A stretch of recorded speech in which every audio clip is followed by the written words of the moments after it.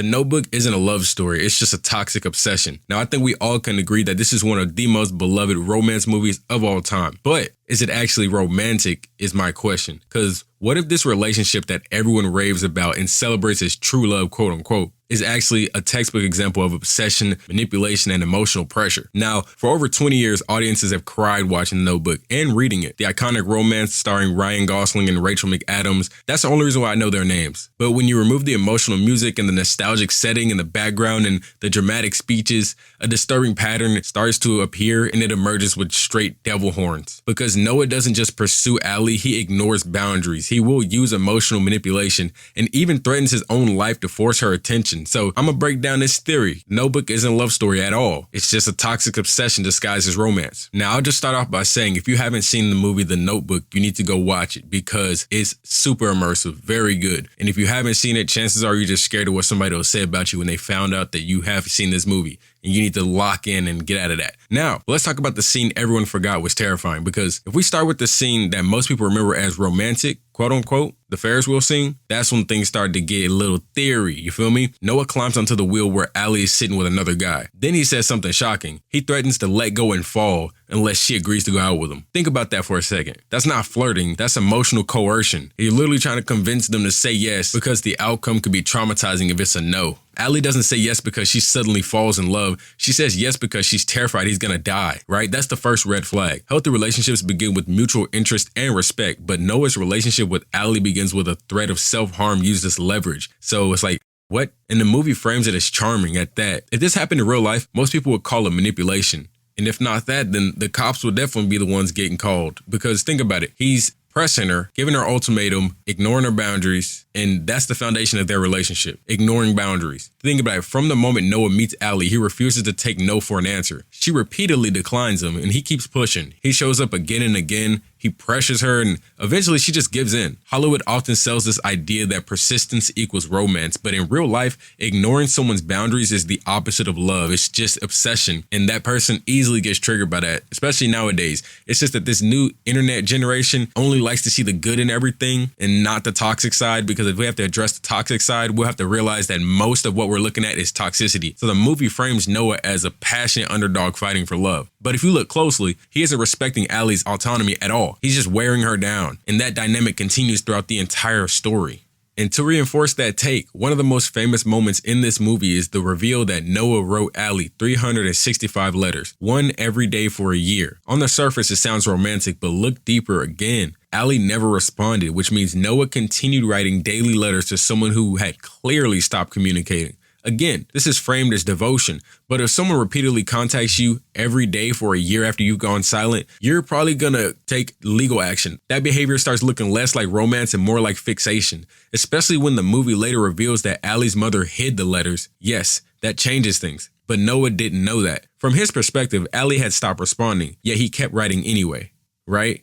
Not because she asked him to, but because he couldn't let go. And for everyone that's like, well, if she had responded, then he wouldn't be crazy, because again, that's why he was understood. But the point is, from his perspective, this girl was ignoring him, and he said in his mind, I do not care that she does not want to respond to me. I'm going to keep talking to her. That's how much I love her. I'm obsessed with her. I'm just going to keep talking to her. I don't care if she doesn't respond to me. That's crazy. Literally, insanity actually, doing the same thing consistently, getting the same outcome, expecting a different one. He's literally insane. So it's not even up for debate. And I bring that up to reinforce the theory that this isn't love, because with love comes growth. And again, when they first met, he was pushing her boundaries. Now he's like, I don't care if you got a family, a kid, I don't care if so-and-so died, I'm gonna keep talking to you. That's pushing boundaries. So it's like clearly from beginning to end, there's no growth when it comes to boundaries, which you can only think after the fact. Like the video if you're messing with it, by the way. You can only think, is this passion or emotional volatility, right? Which one? Because it's not love at this point. Another thing fans often praise about Noah and Allie is their passionate fighting. Their relationship is filled with dramatic arguments or shouting matches, exhausting,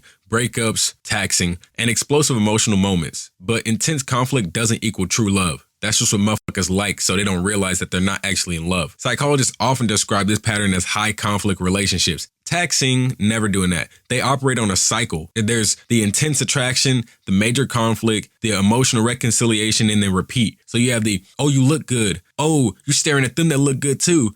Oh, let's argue and then fuck about it. And then repeat. 1, 2, 3, 4. Simple. And that cycle can create a false sense of passion. Your brain interprets the emotional roller coaster as deeper love, but in reality, it's often a sign of instability. A lot of people have instability as their foundation, so it's a sense of comfort. So they don't realize that it's something that they shouldn't be in. It's comfortable to them, right? So they're going to keep going on this little emotional roller coaster. Noah and Allie fight constantly. They yell, they insult each other, they storm off. Then suddenly they're deeply in love again. That's not stability. Again, that's emotional turbulence. And I will say this, fellas, if she's looking for that, the Notebook relationship, toxic, red flag, get her out of here. And ladies, if he hasn't seen the Notebook, toxic, red flag, get him the fuck out of here. And speaking of toxicity, one of the most iconic lines in this movie is, "If you're a bird, I'm a bird." It's often quoted as one of the most romantic movie lines ever. But when you analyze it, it suggests something unhealthy. The statement implies that Noah's entire identity revolves around Allie. And if you watch the whole movie and actually watch it, it's kind of the case. With or without the theory, it's kind of the case. It suggests he's willing to abandon his individuality completely. Healthy love doesn't erase identity, it supports it, right? Again, there's growth to it. Real relationships require two people with their own lives, goals, and independence. Don't forget that. But Noah's devotion borders on self-erasure, which can easily turn into emotional dependency. And guess what that is? Toxic. Get him the fuck out of here. Now, don't forget, the house isn't romantic either. Another major romantic gesture in the movie is that Noah's restoring the old house.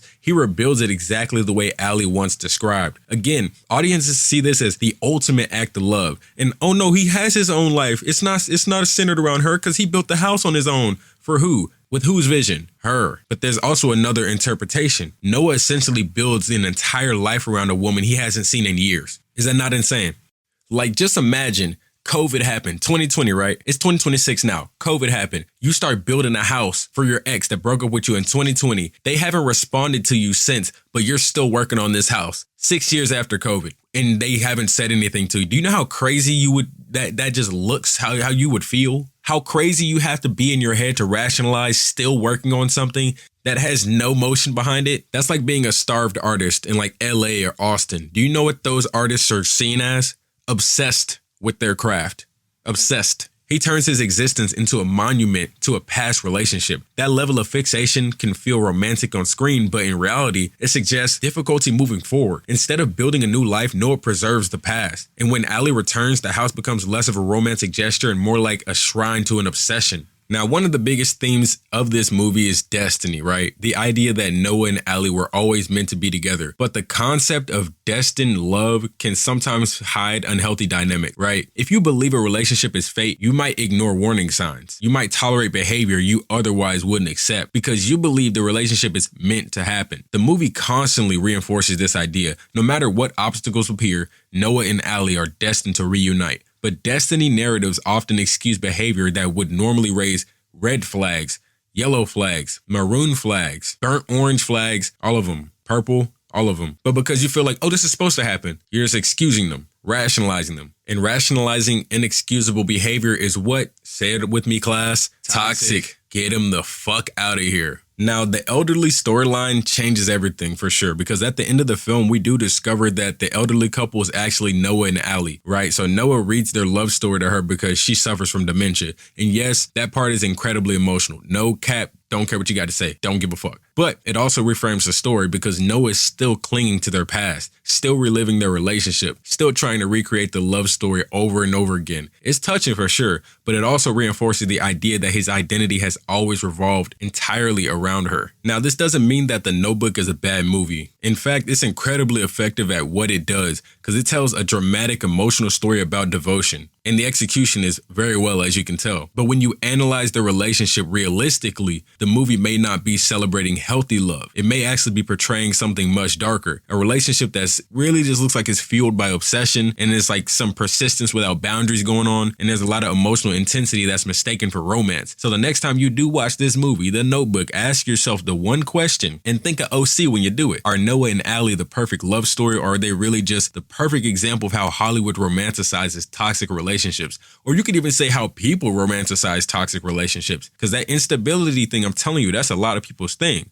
Now, that's my theory. If you enjoy these movie theories, all these hidden meanings that I be knocking out, you got to make sure to like that video, subscribe to the channel, comment below whether or not you rock with this theory. If not, debunk it, put in the comment section. Do you think Noah and Allie represent true love? Or is it just a toxic relationship disguised as romance? Tell me. And if you want more of these deep dives and, you know, they aren't what they seems and all that, stick around because I just naturally find them and see them when I watch things how I've always been since a kid. Because the next one we breaking down might just change the way you see everything forever. We locked in. Stay locked, and more importantly, keep your captions open. Stay smooth.